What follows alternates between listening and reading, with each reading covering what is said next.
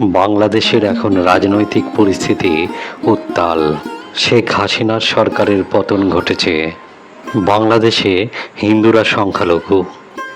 এই সংখ্যালঘুদের উপর অত্যাচার নেমে আসে বারবার। সেখানে সামান্যতম ঘটনা ঘটলেই আগে হিন্দুদের উপর আক্রমণ নেমে আসে।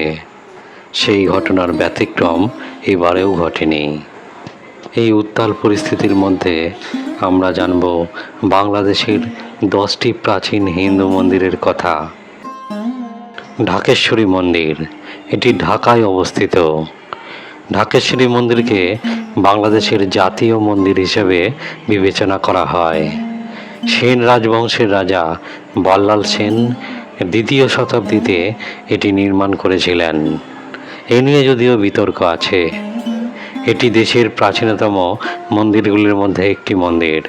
মন্দিরটির দেবী ঢাকেশ্বরীকে উৎসর্গ করা হয়েছে, যার অর্থ ঢাকার দেবী। তবে ঢাকেশ্বরী নামের পিছনে কয়েকটি গুরুত্বপূর্ণ রহস্যও রয়েছে। এই মন্দিরটি বেশ কয়েকবার সংস্কার করা হয়েছে।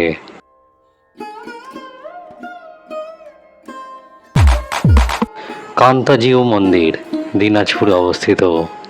কান্তাজিউ মন্দির কান্তাজি মন্দির নামেও পরিচিত। এই মন্দিরের উপাস্য দেবতা হলেন ভগবান শ্রীকৃষ্ণ।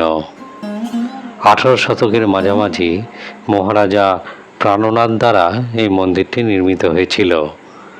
মন্দিরটি আশ্চর্য রকমভাবে পোড়া মাটির স্থাপত্যের জন্য বিখ্যাত।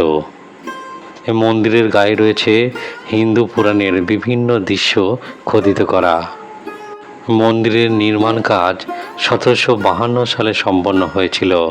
বাংলাদেশের হিন্দুদের অন্যতম প্রধান তীর্থস্থান।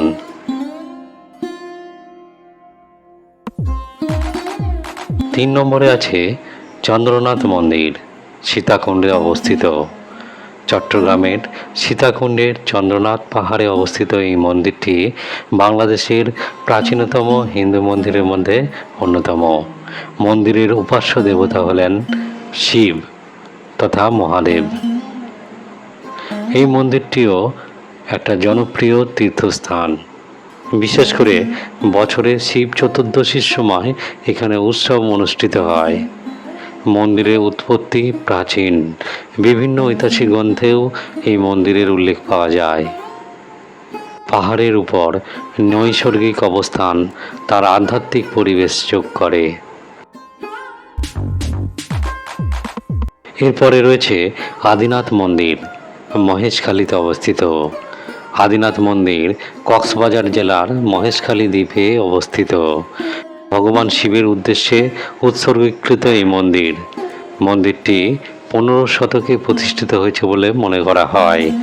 মন্দিরটি একটি পাহাড়ের উপরে অবস্থিত, যার আশেপাশে রয়েছে মনোরম দৃশ্য।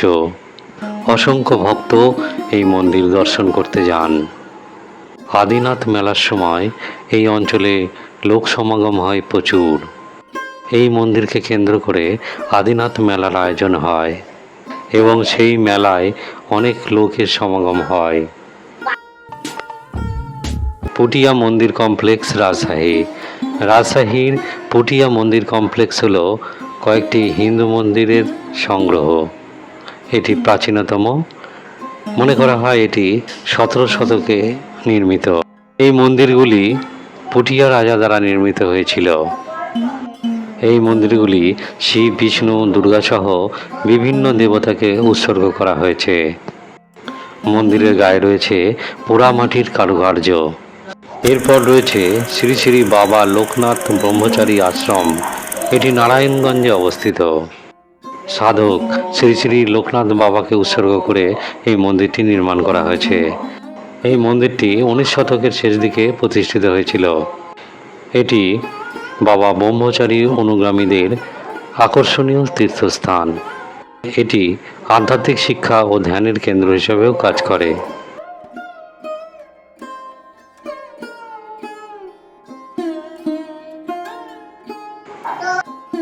কাল ভৈরব মন্দির, ব্রাহ্মণবাড়িয়ায় অবস্থিত।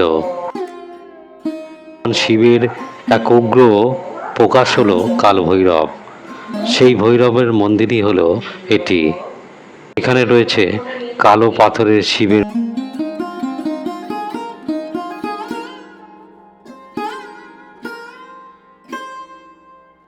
জয়কালী মন্দির, ঢাকা। ঢাকার ওয়ারী এলাকায় অবস্থিত জয়কালী মন্দিরটি শহরের অন্যতম প্রাচীন মন্দির। এই মন্দিরের উপাস্য দেবতা হলেন দেবী কালিকা। মন্দিরটি 18 শতকের গোড়ার দিকে নির্মিত হয়েছিল বলে মনে করা হয়। ঢাকার হিন্দু সম্প্রদায়ের জন্য এটি একটি উল্লেখযোগ্য উপাসনালয়। নবম স্থানে রয়েছে ভবানীপুর শক্তিপীঠ, বগুড়ায়। বগুড়ায় অবস্থিত ভবানীপুর শক্তিপীঠ হল 51 পীঠের অন্যতম। পৌরাণিক মতে এটিকে শক্তিপীঠ বলা হয় বা সতীপীঠ বলা হয়। মন্দিরের উৎপত্তি প্রাচীন, বিভিন্ন হিন্দু ধর্মগ্রন্থেও এই মন্দিরের উল্লেখ পাওয়া যায়। বিশ্বাস করা হয় যে এখানে সতীর বাম পায়ের গোড়ালি পড়েছিল। এই মন্দিরটিও বাংলাদেশের তথা বিশ্বের তীর্থযাত্রীর ক্ষেত্রে অন্যতম আকর্ষণ বহন করে। সবশেষে রয়েছে সুগন্ধা শক্তিপীঠ, বরিশালে অবস্থিত। বরিশালের শিকারপুরে অবস্থিত সুগন্ধা শক্তিপীঠ বাংলাদেশের আরেকটি উল্লেখযোগ্য শক্তিপীঠ। এটিও একটি সতীপীঠ। মন্দিরটি শক্তির আরেক রূপ দেবী সুনন্দাকে উৎসর্গ করা হয়েছে। কিংবদন্তি অনুযায়ী সতীর নাক পড়েছিল এই অঞ্চলে। মন্দিরের ইতিহাস প্রাচীন। এটি হিন্দু ভক্তদের কাছে একটি উল্লেখযোগ্য ধর্মীয় স্থান। বার্ষিক দুর্গাপূজা উৎসব এখানে অত্যন্ত ধুমধামের সঙ্গে পালিত হয়। বাংলাদেশের হিন্দুরা সংখ্যালঘু এবং সেখানে তারা হুমকির মধ্যে রয়েছে, তবুও সেখানে হিন্দু ধর্মের মানুষের সংখ্যা প্রায় 8%। যেরকম উত্তাল রাজনৈতিক পরিস্থিতি চলছে, তবে অদূর ভবিষ্যতে এই সংখ্যাটিও থাকবে কিনা বলার অপেক্ষা রাখে না।